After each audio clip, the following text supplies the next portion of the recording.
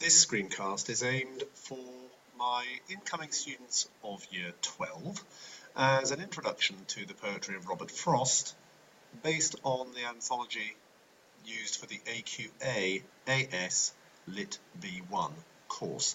Obviously it is relevant to anybody studying Frost, but I would make the point that it is an introductory screencast. I'm not engaging here in any detailed analysis of any of the poems, more trying to give students a feeling before they start the course and start to engage with the poems in the anthology of areas that they might wish to consider as part of their wider reading and their preparation for the course. Information about the poet, and I've included here two photographs from either end of Frost's life. I have to say the one on the right makes him look rather like a Doctor Who monster. But there is a point to this. This is a man of extreme longevity. You can see 1874 to 1963. And rather like probably my favourite writer, and particularly poet of all time, Thomas Hardy, I think this longevity is deeply relevant to our understanding of Frost and the way so many of the poems, and certainly within the anthology, all the poems are embedded in a sense of nature, and a sense very specifically of the nature of the Northeast USA, New England, which we'll come to on another slide. It's worth thinking for a moment, somebody who lived this long, what they lived through. And if you think that by the time Frost was 20, so a young adult, he still hadn't entered the 20th century, and yet died at a time when the advances throughout the 20th century in mechanization, in modernization of practices of farming, for example, based on the rural nature of much that he writes about. The advances which perhaps have altered the nature of the rural life out of all recognition by this stage are worthy of consideration, as also are the great moments of his life. Now, I've said at the bottom of the slide, consider what these may be, and I don't want to list them now and tell you what they are. I think you do need to go away and possibly decade by decade just listing, whether it be in the USA alone or worldwide, the key events of history, I suppose, which contextualize Frost's life, the ideas that he lived through. So pause this now, and this is one of the areas that we will be discussing and playing with when we meet for the first lesson of the course.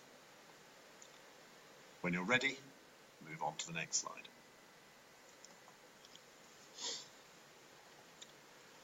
Although he was born in San Francisco, Frost moved to the East Coast. He attended Harvard University, one of the great universities of the United States, Boston-based.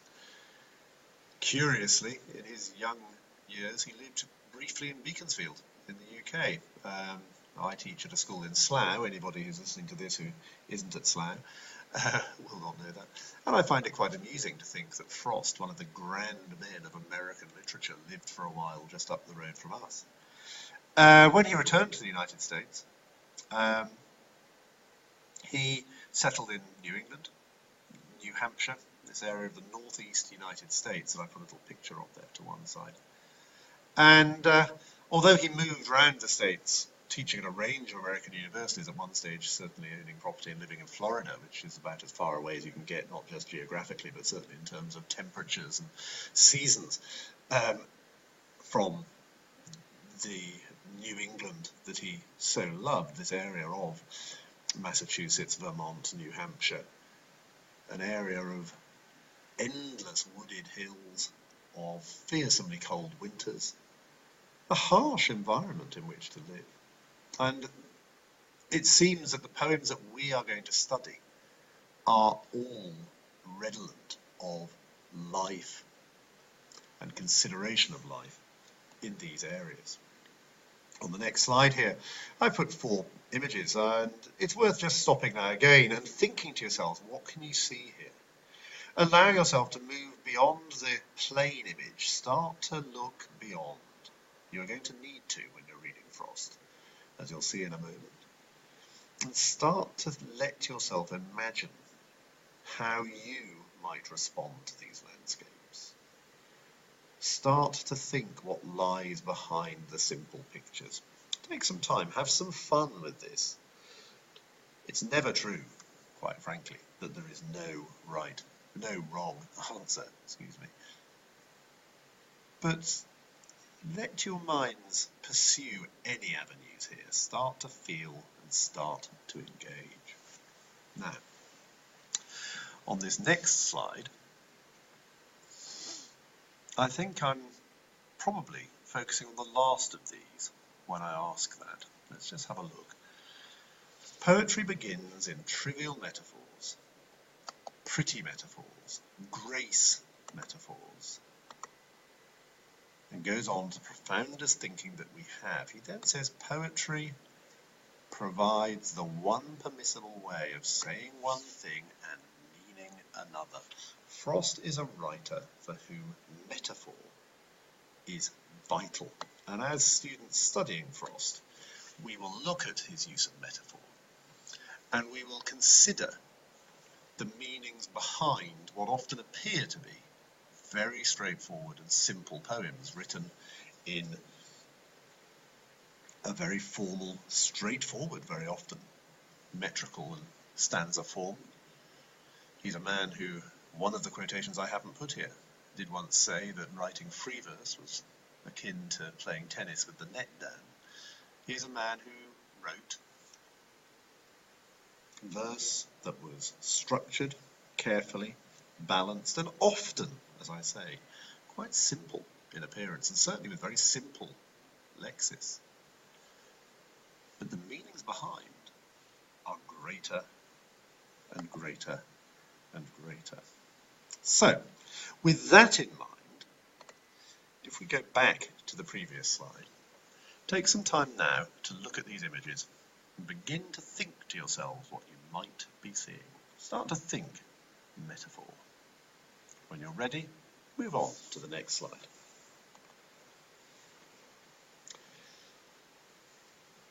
There's an element here in all these quotations that is worth picking up.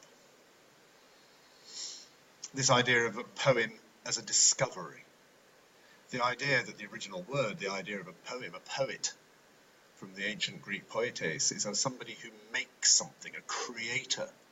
The idea here that a poem is discovering. It's somewhat akin, I think, in Frost's metaphor to that of a potter working with a lump of wet clay on a wheel.